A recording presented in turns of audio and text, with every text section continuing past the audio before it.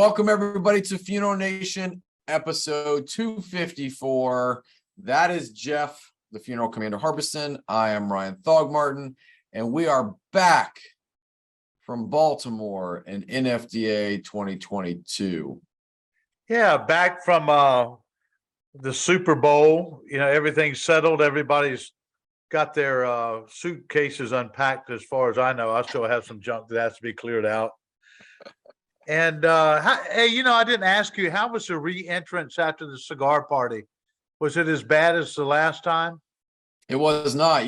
Being outside, I didn't embody the full smell. It was still there, but everything went smoothly, and I was able to derobe and get it all in a sealed bag before anybody woke up. So awesome. So I will say this though about the cigar party: the C&J Financial Kicks and Sticks cigar party is a highlight for me. Not just because, look, I don't smoke or drink, so I'm not there, but to connect and have community, and it's valuable. You guys bring out everybody and anybody, and it's great conversation and good connection. Yeah, and what's interesting is that environment was non-intrusive, and so you have people from all walks of our business there, from small funeral home owners to people who are executives with big companies, and everybody just interacting, and it was really nice. Yeah, and it seems to grow and take a life of its own each year. And so kudos to Jamie and, of course, Jackie Hood, who did so much work for it. And it was an outstanding gathering. I have to throw this out too, that the ASD party was the bomb. Y'all just did a wonderful job there, and certainly one of the first families in our business. And I just think they're a classy group and always do a great job. That was such a cool venue that they had it into, the History of Industry Museum.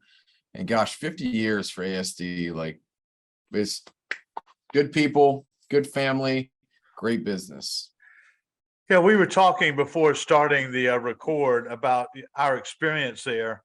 So Ryan, what is your takeaway from NFDA after you returned home back to work? It was solid. For us as a company, this was our most productive NFDA. Great connections, tons of good conversations, and obviously scheduled meetings. But then booth traffic was phenomenal. We stayed jamming the entire time. So I don't know if attendance was what was projected or what they wanted. I felt a little light, but the traffic and the quality of traffic was phenomenal. I absolutely agree with you that, when first you hear Baltimore a couple of years ago that we're going there, and that's not exactly one of the great destinations for travel in the U.S. And I say that compared to a New Orleans or to Disney or to Vegas or Nashville. Baltimore just doesn't have that big draw.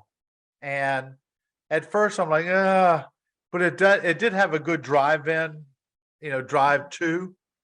And the attendance, again, I'm not sure the number, but I concur with you that the quality of the people there, the time on the floor, the interest was outstanding. It did a really nice job. It was a little chilly for the Foundation Golf Tournament. Yes, it was. You and I played in that, and it was a balmy 37 degrees when we teed off. So an hour frost delay getting that event going. So yeah, I was, being a fellow Arizonian now, like you are, I have shed a lot of my cold golf gear. So I was, kind of rummaging through that pro shop at the course to try to find a insulated vest and jacket and stocking cap and all the things, but ended up okay. It was a great course. It was a great course, great fun. It's been a long time since I hit balls on a driving range that had ice on them. That's right.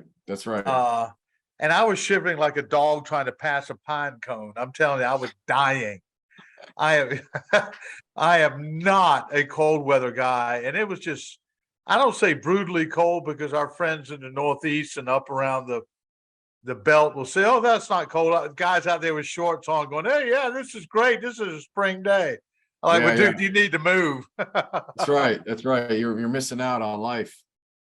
So So going back to the Baltimore convention, I think that the attendance may not have been overwhelming, but the concentration of people there and the flow into the expo and just the overall vibe was really positive. yeah, We stayed at a hotel that was one of the I guess convention hotels. It was lively. There were people afterwards always at the bar. And so, once again, I think that the NFDA staff pulled off a really good convention that I just have no qualms about. no, I think they did as well. And there's something interesting about it not necessarily being a destination place, was the fact that there really wasn't anything else to do but to go to the expo. So I think that did help with traffic. We tend to draw more people when we're in a Las Vegas, but we also lose a lot of people to Las Vegas versus the exhibit. So the majority, okay, so this was massively different feedback than what we got from ICCFA. So as you and I have a lot of connections with our fellow suppliers, I haven't talked to a single supplier that didn't have a great conference at NFDA, and the consensus is the same. Quality of conversation was great. Booth traffic was phenomenal. Not sure, it felt a little bit light on attendance, but didn't matter because the amount of connections and leads that were made were valuable. So, I think we all can agree with that. NFDA did another great job, and it's NFDA is one of those things where you got to be there. You got to be there to network. You got to be there to engage. If you're not there, it's like you don't exist. And it continues to every year be where we make some of the best connections. So it is a valuable place to be. I agree. And, I always learn something new or see something that's coming out that someone thought of that no one else did. So from that perspective, Ryan, what did you see that caught your eye? Well, a couple different things. There were 3 big splashes made in the charitable donation arena. Our friends at Charity Box, who you and I are big fans of, Tyler and Toby, or Toby and Mike there, Mikey. What they've got with their kiosk, phenomenal. There was another company there, Generous, that is doing something with connecting funeral homes to charities for giving. And then Funeral One even built into their website platform charitable contributions. So a lot happening on that. But I think the winner on the charitable side right now, just love what the Charity Box is doing. We talked about them after ICCFA, where they kind of showed up and said, hey, this is our idea. Now at NFDA, they had a working kiosk model and are actively beta testing with funeral homes in the Midwest and creating a pretty substantial amount of traction as they move forward. I agree with you. And, another buzzword going around, I heard a lot, or at least ran across, is aftercare. Mm-hmm. That I think the aftercare is now moving beyond having a pizza party once a month, but in actuality, you think about a family spending $8,000 to $15,000 for a funeral. That's a big expense. That's right. Why would you not stay in touch with that customer in some form or way that benefits the customer and the funeral home? Agreed. We're seeing lots of those out there. And of course, my hat's off to our friends at Full Circle Aftercare. I love what they do and how they do it, simply because they actually work through the process. And there's a lot of new digital type asset companies that are coming in. And I just think that, as we progress down the road, if we went back, and I've got to do this, I'm going to see if Anthony can provide it for me.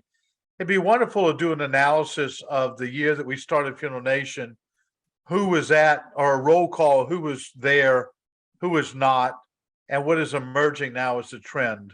Yeah, well, one thing we know for sure, we've seen a massive amount of acquisition on the supplier side that is, cut down on some of the number of booths that are there.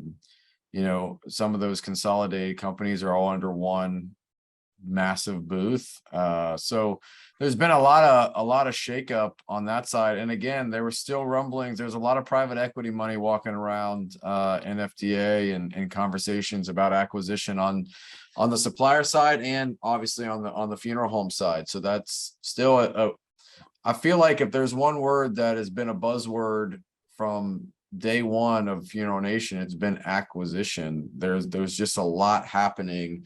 And I don't, the people that we talk to that are on that side of the business, it doesn't seem to be slowing down for the next few years. No, in fact, I had a interview today with a company that represents a company, acquisition type company, private equity, and they're getting ready to come into the business. I'm not at liberty to say which sector they're in yet, though.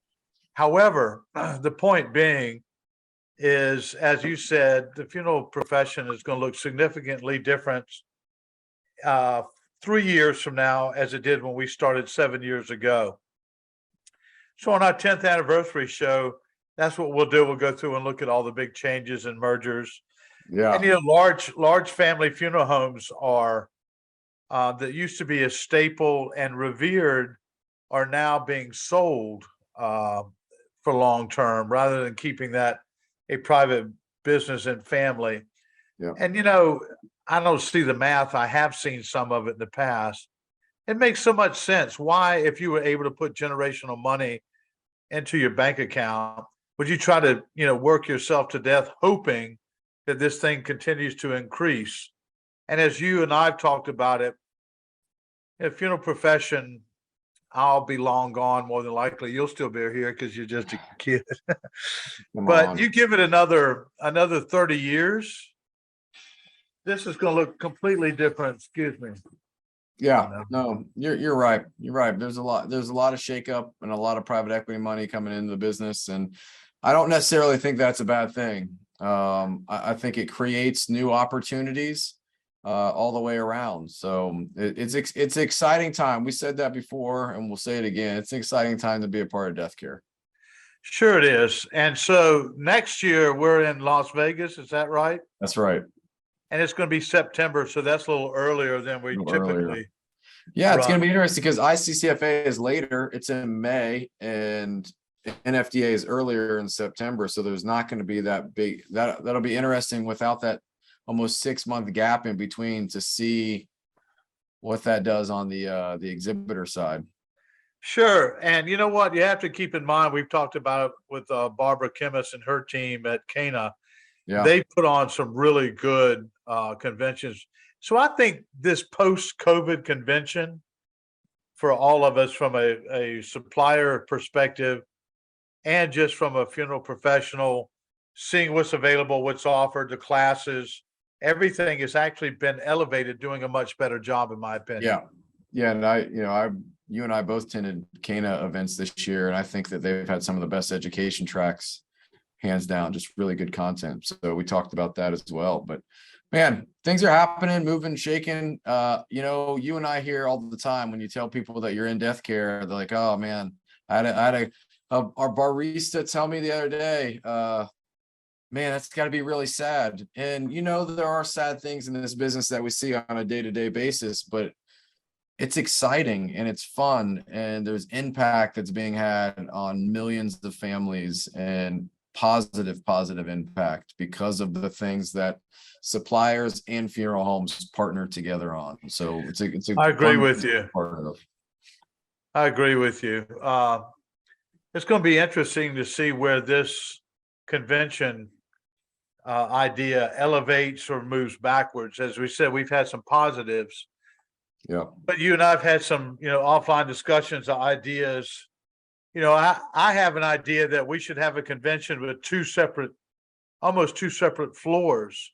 One would be open at a ballroom, like at a hotel, much smaller, a little more intimate. and then the regular expo floor. The smaller ones should be open to the public, where we Mm. actually have educational forums in there. The public can come in and look at hearses and caskets and fluids and, talk to pre-need folks. We should expose ourselves more and make more open to the public. Anyway, we'll see what that happens maybe in the future, just as an idea. But That's we're closed interesting. off now. You teed it up. We'll see where it goes. Yeah, I'm sure I'll get some more mail. Isn't that right, my fellow Dingleberry, right? That's right. That's right. Fire some arrows at us again. That's all right. We can handle it. Yeah, bring it on. So anyway, Ryan, how about we close this one down and take a look at what we're going to do for next week? Yeah, there's a lot of stuff on the docket. We've got a new documentary launching in death care, that a couple documentaries coming out, possibly one we're going to interview. Lots of things happening.